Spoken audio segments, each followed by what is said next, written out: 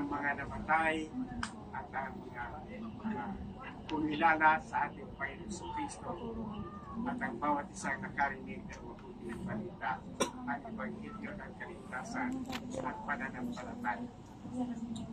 Sa bagang ito, magbabasa po ako ng ilang bahagi ng salita ng Panginoon. May pinangako ng Panginoon sa bawat isa na dapat paghandaan ng bawat isa ang kanyang binigyan ng pagkakataon ng buhay, kung idamdol kayo, kung ano ba kagaya ng buhay. Sabi ng banal na kasulatan, huwag kayong mabalisa, manalig kayo sa Diyos at manalig din kayo sa akin. Sa bahay ng aking ama ay maraming silid. Kung hindi gayon, paroon ako upang ipaghinda ko kayo ng matitirhan. Kapag ako'y naroon na upang ipaghinda kayo ng matitirhan, pariritong muli ako at kung saan ako naroon, kayo naman. Ito'y pangako ng Panginoon sa lahat na may pananampalataya. Ito'y pangako na sa lahat na nagsisi at tumalikod sa kanilang mga kasalanan. Ito'y pangako sa lahat na kinikilala ang Panginoon na kanyang Panginoon at tagapagligtas.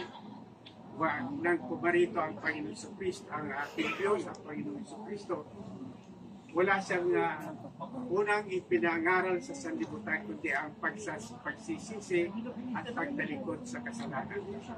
Sa lahat ng sumampalataya na nagsisi at tumalikod sa kasalanan, ay pinangakuan niya ng buhay na walang hanggan. At ang ating binasa sa umagang ito ay bahagi ng kanyang pangako sa lahat ng sumampalataya, nagsisi at tumalikod sa kasalanan, ay tatamasa ng tirahang panlangit. Ang tirahang panlangit ay pagkakaloob sa bawat isa. Ang kanyang pananampalataya ay ang Panginoon Kristo at ang inihabili niya ang kanyang sarili kung saan siya naroon.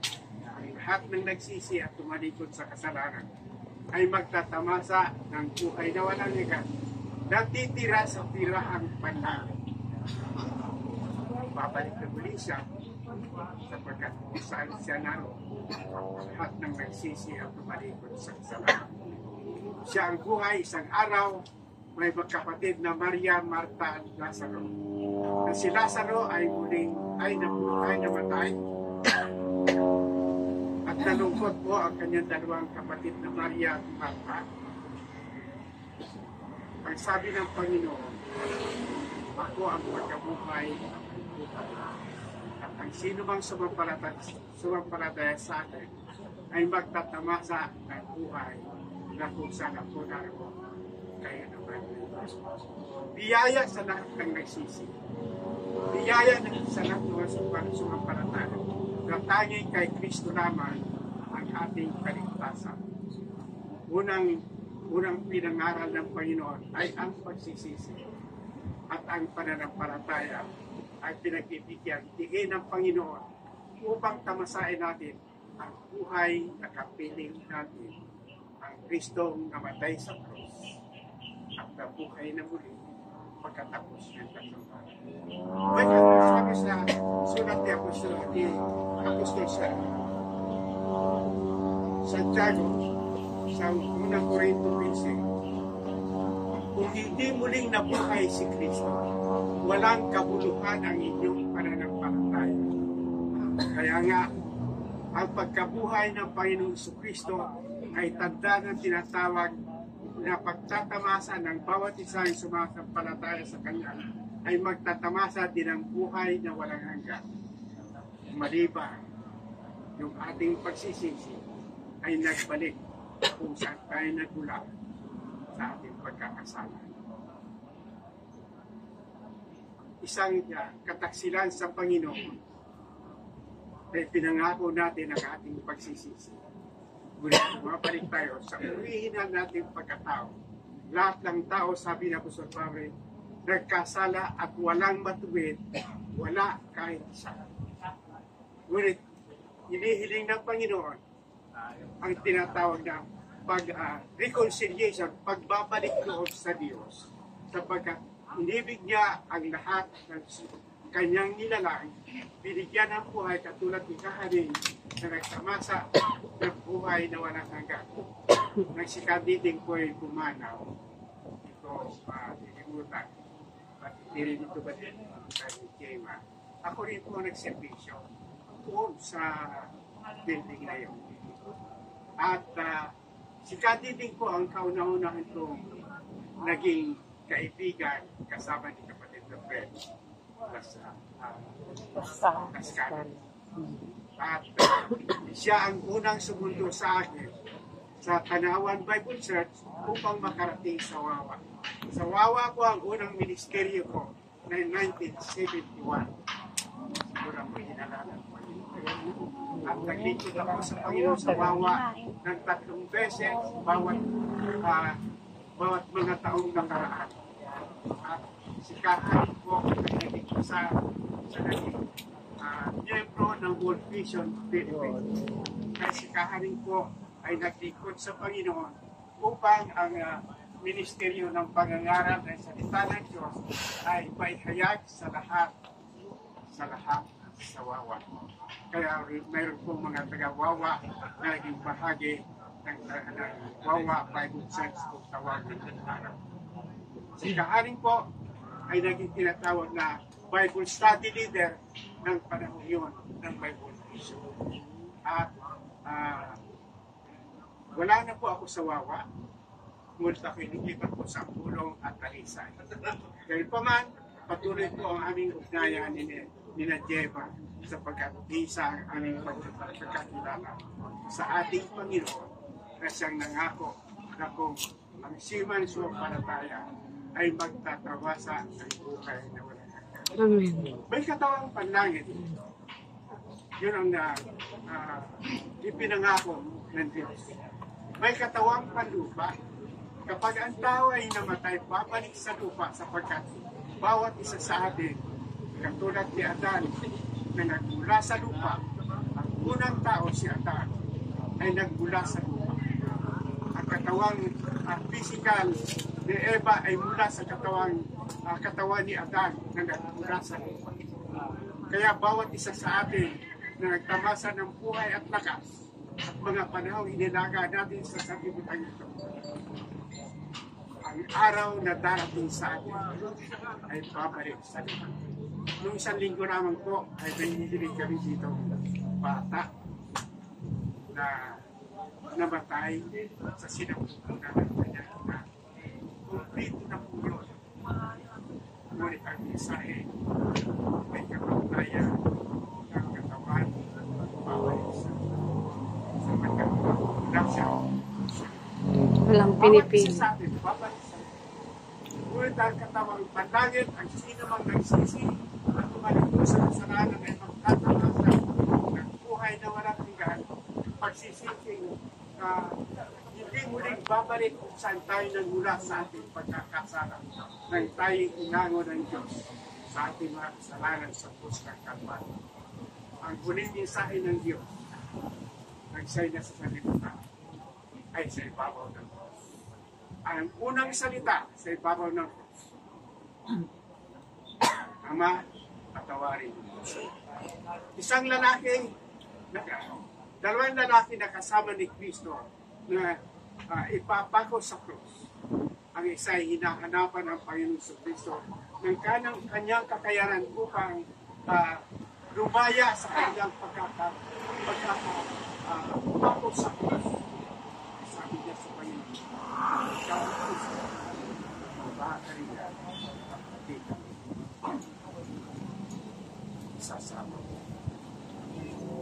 Ngunit isang lalaki ang nagsabi, ikaw ay tumahimik sapagkat ang napakos sa krus.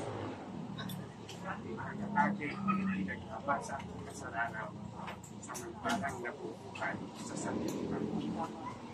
At ang sabi ng lalaki, biyaya at ang buhay sa Panginoon. Ama, Panginoon, alalahanin mo ako pagdating mo sa akin. Nagsasanlibutan pa lamang ang katawan. Buhay pa ang lalaking ito. pinangako ng Diyos ngayon din kasama.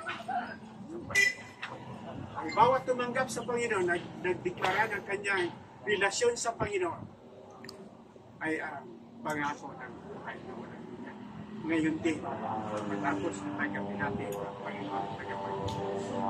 Pagkakaroon ng Panginoon ang kanyang pangako, ngayon din, ay tayo ipagkakaroon. Si kaharing ay testimonyo ng kanyang pagkilala ay siya'y naglilingkod sa permisyon. Isa po sa anak ni kahaning ay pinag-aral ng World Vision. At ito po ang layunin ng World Vision. Ang lahat ng tao ay makarinig ng pag-ibig at kapanan. Magkakaroon pa yun. Titilang kasama niya sa tirahan ng langit. Inihanda sa lahat ng nagsisi at tumalikod sa kasalanan. Inihanda sa nagproklama ng kanyang relasyon sa Panginoon. Hindi po reliyon na makapag-iligtas sa atin. Amen. Ang relasyon natin sa Diyos. Anumang relasyon natin sa Panginoon, anumang reliyon natin, hindi po makapag-iligtas. Hindi po makapag-iligtas. Walang sinabi sa banal na kasulatan sa luma at bagong tipan na ipinangaral ng Panginoon ang relihiyon. Pinangaral ng Panginoon ang pananampalataya, pagsisisi at pagtalikod. Sinong sumampalataya ay si Lazaro na namatay, kapatid na Marta at Maria, ay nabuhay na muli. Hinango ng Panginoon sa kanyang bibigyan at binigyan ng panibagong pagkakataong mabuhay sa sarili. Kaya din po, lahat tayo ay may pagkakataong italaga ang ating sarili sa Panginoon. Kung ano man po ang nabanggit natin sa ating mga pagsisisi, nawa huwag nang matitang muli at bumalik ang ating sarili sa pagkakasala kung tayo dahil ang Panginoon sa Kristo ay magsasamagta. Binigyan tayo ng pagkakataon sa kanyang pangangarap upang tayo ay magtabasa ng kaligtasan ng kasalanan. Ang kamatayan po ay bunga ng kasalanan at ang bawat isa ay nagkasala. Sabi ni Pablo, lahat ay nagkasala. Walang matuwid, wala kahit ako sa aking sarili, bahagi ko ako sa tinatawag ko pagiging makasalanan. Ngunit tinanggap ko po si Kristo ang manahan sa aking puso, sa aking pag-ibig, sa aking pag-iligtas, upang patunayan ko ang tinatawag ng pangako ng buhay na walang hanggan. Mamamatay tayo bawat isa, ngunit yung pangako ng Panginoon ay bubuhayin muli na kung paano siya ay nabuhay na muli, kaya din ang lahat ng sumampalataya ay bubuhayin muli na kung siya naroon tayo. Kaya nga may pangako, ang banal na kasulatan, titirahan kasama niya kung sa isang nasin, bawat isang sisig, tumalikod, tinanggap si Kristo ng kanyang Panginoon. Sa ating pagtatapos sa sandali ito, sabi ng banal na kasulatan,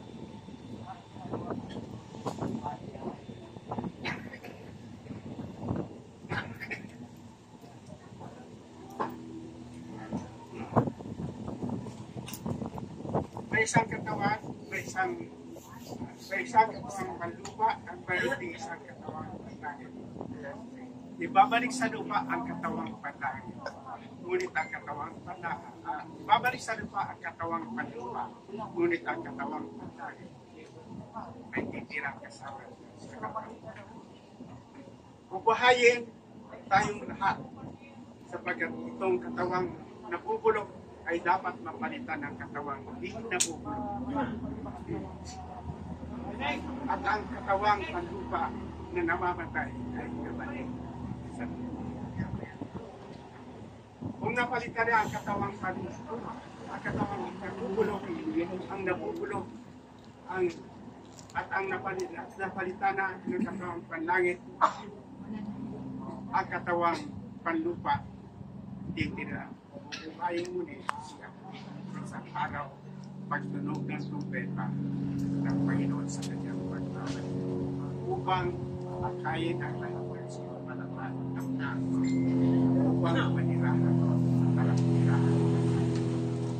Sa bagang ito, salamat sa Panginoon sapagkat kawali ay nagkatigil. Salamat sapagkat bawat isa sa kanyang mga anak kasama si Katibing na kanti ng mabuting balita ng pangako ng buhay walang hanggan na kung saan naman naroon ang nagbigay ng buhay na kayo ang pangako. Hindi magkukulang ang hindi magkakamali at kailanman hindi nagkasalan sa lahat ng kanyang lilikha. Pagaman ang tao ang pusi sa kanyang kamatan. Ang tao ang bigay ng hangganan ng kanyang pamumuhay sa kanyang. Kaya naman inis niya. Kapag kayo at ako na ngayon nakarinig ng salita ng Diyos ay magkamasa ng pag-ibig na may kapanalan. Nagpapalitan tayo ng katawang panlangit. Oras na tayo ay pumalaw sa salita sapagkat darating ang araw.